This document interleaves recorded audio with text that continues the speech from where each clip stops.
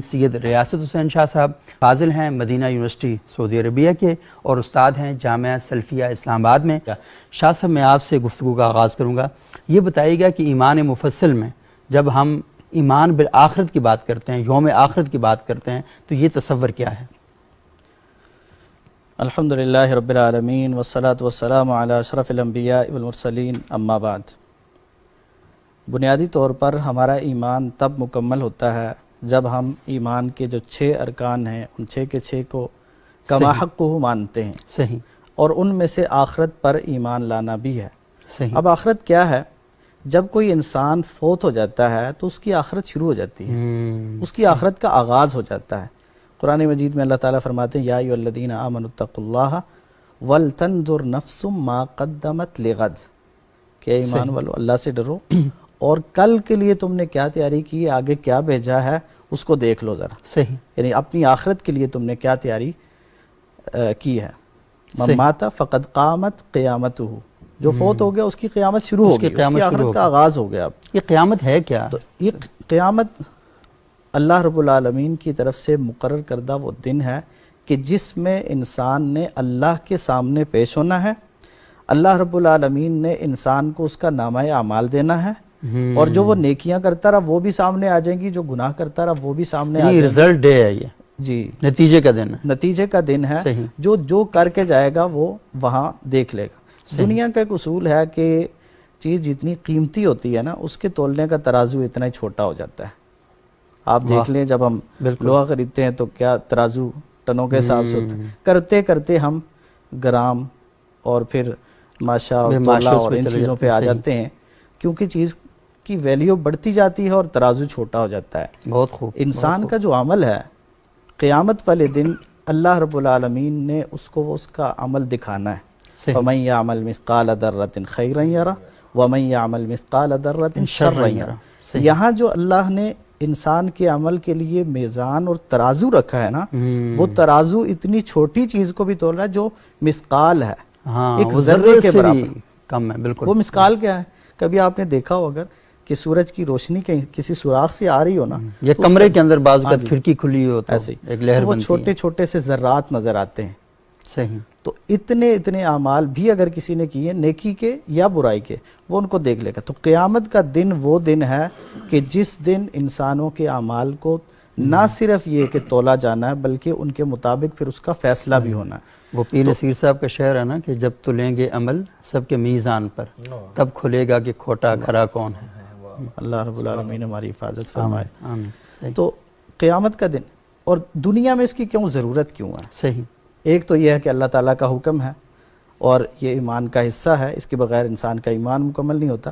لیکن آخر اس کو کیوں ایمان کا حصہ بنایا گیا ہے؟ اللہ رب العالمین حکمتیں خوب جانتے ہیں، لیکن جو چیز سمجھ آتی ہے کہ جب ایک بندے کو آپ یہ کہتے ہیں کہ نماز پڑھے، اسے مل تو کچھ نہیں رہا، مادی طور پر اسے کچھ نہیں مل رہا، روزہ رکھے مادی طور پر کچھ نہیں مل رہا، گناہ نہ کرے مادی طور پر کچھ نہیں مل رہا، لیکن اس کو یہ تصور دیا گیا اور اس کو یہ یقین اور باور کرایا گیا تاکہ وہ اس یقین، اعتقاد اور ایمان کے ساتھ یہ کام کرے کہ یہ کام اگرچہ دنیا میں مجھے کچھ نہیں مل رہا لیکن آخرت میں قیامت والے دن مجھے اس کا بدلہ ملنا ہے، اور اس کی وجہ سے انسان نیکیوں میں آگے بڑھے اور برائیوں سے پیچھے ہٹے۔ اور انسان کو یہ علم ہے کہ وہ جو بھی کام کرتا ہے اس دنیا کے اندر، وہ وقت ضائع کرے گا تو نتیجہ تباہی کی صورت میں نکلے گا، وقت کو بہتر بنائے گا تو نتیجہ اس کی ہدایت اور کیا کہتے ہیں اس کو فائدے کے سلسلے میں ملے گا۔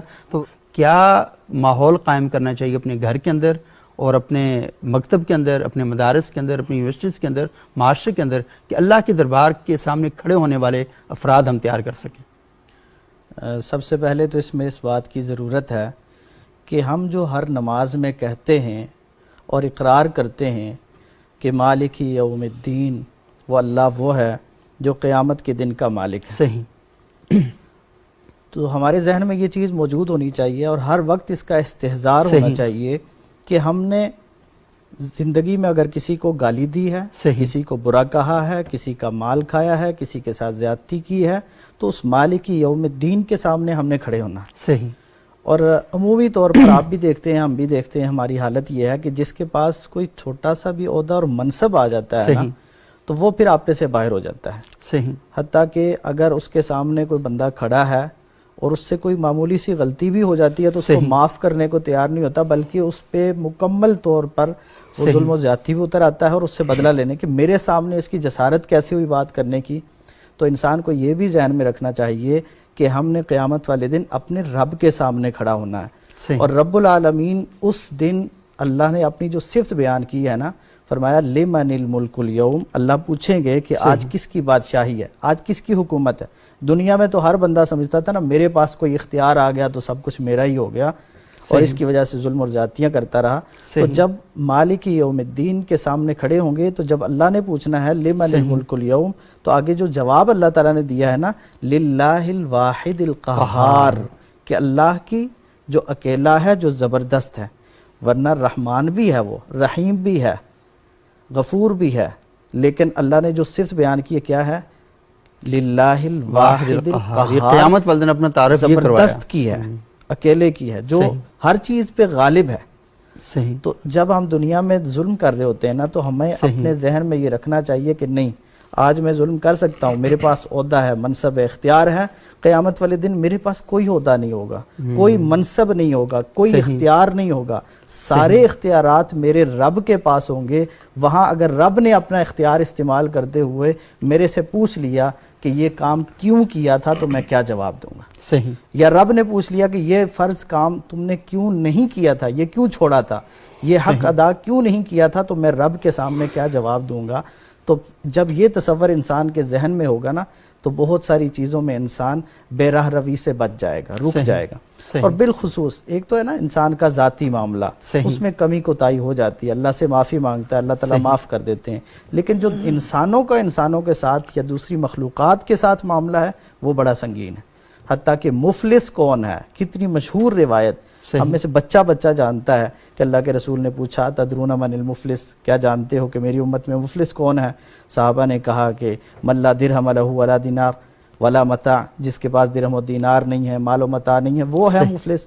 تو آپ نے فرمایا نہیں، میری امت کا مفلس وہ ہے جو قیامت والے دن آئے گا، اعمال لے کے آئے گا، نیکیاں لے کے آئے گا، لیکن کسی کو گالی دی ہوگی، کسی پہ ظلم کیا ہوگا، کسی کا خون بہایا ہوگا، اور وہ پھر جو مظلوم لوگ ہیں وہ اللہ کے سامنے آئیں گے اور اپنے حق کا مطالبہ کریں گے۔ وہاں دینے کو پیسہ تو نہیں ہوگا، دنیا میں پیسہ کھایا لیکن وہاں پیسہ نہیں ہوگا۔ اس نے جیلی مال بیچا ہوگا، اس نے مہنگا مال بیچا ہوگا، اس نے ذخیرہ اندوزی کی ہوگی، وقت پہ دفتر نہیں جاتا ہوگا، چھٹی سے پہلے نکل جاتا ہوگا۔